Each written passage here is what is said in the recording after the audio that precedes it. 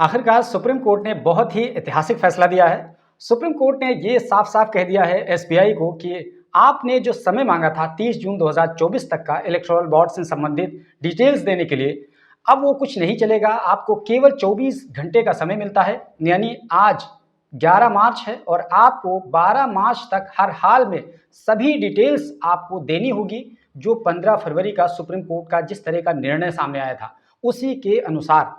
और इसके साथ-साथ सुप्रीम कोर्ट ने यह भी कहा कि 12 तारीख को आप इलेक्शन कमीशन को देंगे और इलेक्शन कमीशन 15 मार्च तक अपनी वेबसाइट पर जो भी डिटेल्स है उसको प्रकाशित करेगा, ऐसा सुप्रीम कोर्ट ने कहा है।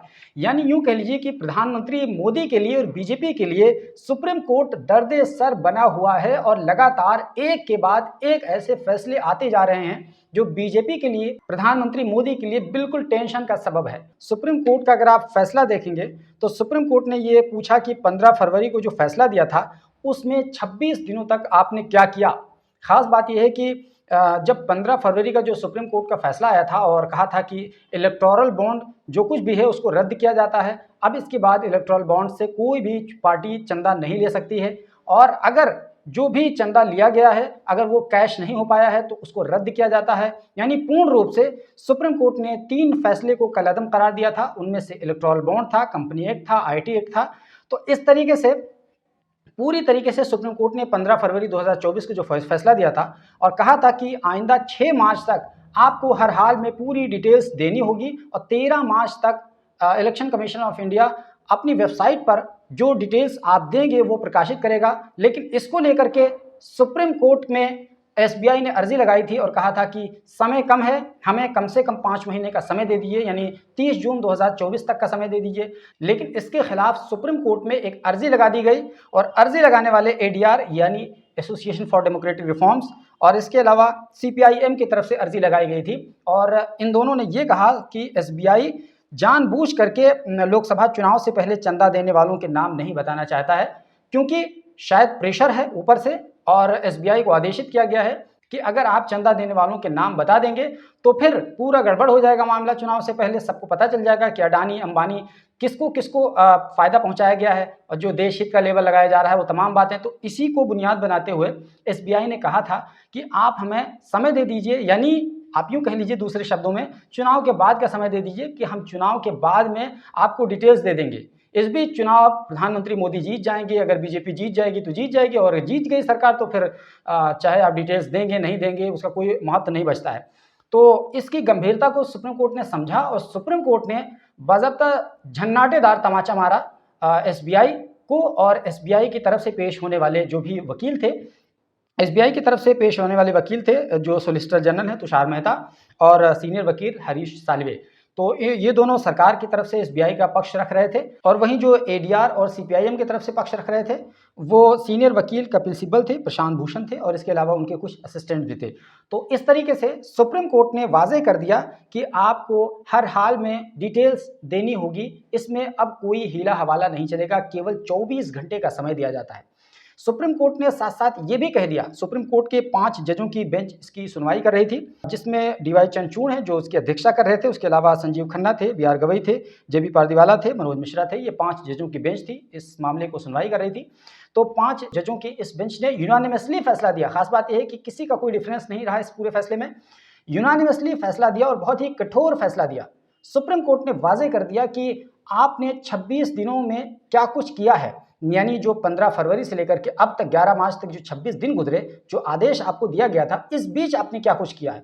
साथ ही साथ सुप्रीम कोर्ट ने ये भी कहा कि अगर आप अब जो हम फैसला दे रहे हैं, अगर आप आइंदा यानी 12 मार्च तक डिटेल्स नहीं देते हैं तो फिर सुप्रीम कोर्ट के अवमानना का केस आपके खिलाफ चलेगा, यानी एसबीआई के खिलाफ चलेगा। 12 मार्च को एसबीआई इलेक्शन कमीशन को डिटेल्स देगा और इलेक्शन कमीशन 15 मार्च को शाम 5 बजे तक अपनी वेबसाइट पर अपलोड करेगा।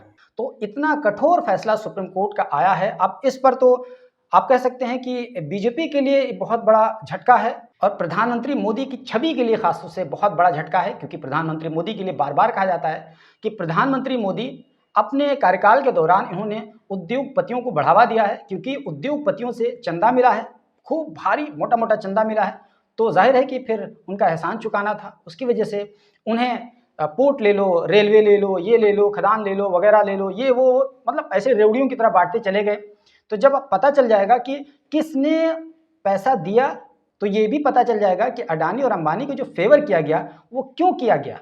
तो जाहिर सी बात है, ये बीजेपी के लिए इतना बड़ा झटका है कि बीजेपी इसको सहन नहीं कर पाएगी, क्योंकि ये हल्ला हो जाएगा, हंगामा हो जाएगा। खास बात यह है कि जो भी गोदी मीडिया के लोग हैं वो इस पर बहुत बचेंगे डिस्कशन करने से, बातचीत करने से। इसको बस 2 लाइन में निपटा देंगे एज ए खबर, लेकिन समझता हूँ कि मैं ये बहुत बड़ी खबर है और इतनी बड़ी खबर है कि एक-एक भारतीय को ये बात समझना चाहिए कि बीजेपी कितना बड़ा गेम कर रही थी। एक तरीके से देश को गिरवी रख रही थी पूंजीपतियों के हाथों में, लेकिन सुप्रीम कोर्ट ने सीधे-सीधे तमाचा मारते हुए साफ-साफ ये कह दिया है कि अब आपकी मनमानी नहीं चलेगी। आप, ऐसा नहीं है कि आप बिल्कुल तानाशाह बन जाएँगे, जो चाहेंगे करेंगे, जिसको चाहेंगे कुछ भी दे देंगे और आपके ताल्लुक से कोई सवाल जवाब नहीं होगा। दरअसल आपको बता दें कि 2017 में ये एक स्कीम लाई गई थी। उस वक्त तत्कालीन फाइनेंस मिनिस्टर अरुण जेटली थे। उन्होंने ये कहा था कि इलेक्टोरल बॉन्ड के ज़रिए से अब कोई भी चुनावी चंदा दे सकता है किसी भी अपनी पसंद की पॉलिटिकल पार्टी को। अगर इसको आप समझना चाहें टेक्निकली नहीं, यूँ ही ऐसे समझना चाहें कि ये इलेक्टोरल बॉन्ड या चुनावी चंदा क्या होता है, तो इलेक्टोरल बॉन्ड में ये होता है कि 2000 से अधिक आप रुपया किसी पॉलिटिकल पार्टी को देना चाहते हैं, तो कुछ खास ब्रांचेज़ थीं एसबीआई की, उसमें आप जाते और कहते कि हमें इलेक्टोरल बॉन्ड चाहिए, तो वो एक इलेक्टोरल बॉन्ड आपको दे देता। मान लीजिए 50,000 का आपको लेना है तो 50,000 का दे देता, और उसके बाद में फिर आप उसको भर करके वो आप दे देते किसी भी पॉलिटिकल पार्टी को जो आपकी पसंदीदा है, और फिर वो कैश करा लेती, उसको भुना लेती। तो और इसमें ख़ास बात है कि नाम गुप्त रखा जाता, यानी डोनर का नाम पता नहीं चल पाता था। इसी को आप अगर सादा भाषा में समझना चाहें तो यही था इलेक्टोरल बॉन्ड।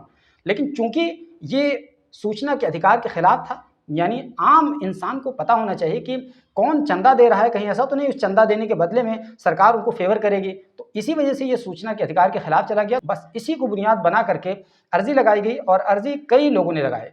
एडीआर तो खैर पीछे पड़ा ही था, शुरू ही से पड़ गया था। इसके अलावा प्रशांत भूषण भी अलग-अलग मामलों में इसके सिलसिले में दलील देते रहते थे।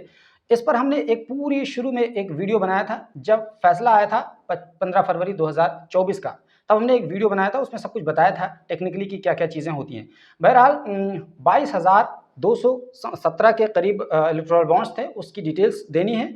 उसमें ये था कि अदालत ने असल में अपने फैसले में बैंक से 12 अप्रैल 2019 से 15 फरवरी 2024 तक जितने भी बॉन्ड्स खरीदे गए थे उसकी सभी डिटेल्स देने के लिए कहा था। खरीदारी की जो तारीख है, खरीदारों के नाम हैं, खरीदे गए बॉन्ड्स की मिल्कियत है, उसके साथ-साथ जो पॉलिटिकल पार्टीज़ जिनके ज़रिए वो बॉन्ड्स छुड़ाए गए उसकी डिटेल्स, और इसके साथ-साथ इनकैशमेंट्स की जो डेट है वो भी, और इंतखाबी जो बॉन्ड की मिल्कियत है, कितना यानी कितने का बॉन्ड लिया गया, दिया गया, वो तमाम चीज़ें।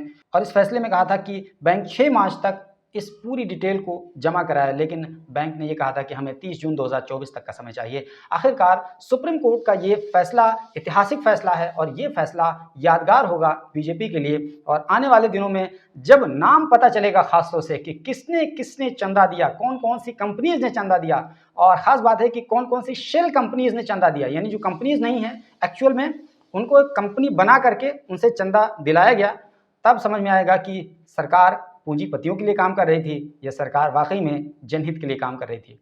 दोस्तों, इस पर हमारी नज़र बनी हुई है, बहुत अहम खबर है। हम इस पर और भी डिटेल्स आपको बनाकर देते रहेंगे। ये वीडियो अगर आप फेसबुक पर देख रहे हैं तो हमारे पेज को फॉलो कर लीजिए, यूट्यूब पर देख रहे हैं तो हमारे चैनल को सब्सक्राइब कर लीजिए, और बेल आइकन ज़रूर दबा दीजिए ताकि जब भी मैं नेक्स्ट वीडियो डालूँ तो आप तक ज़रूर पहुँचे।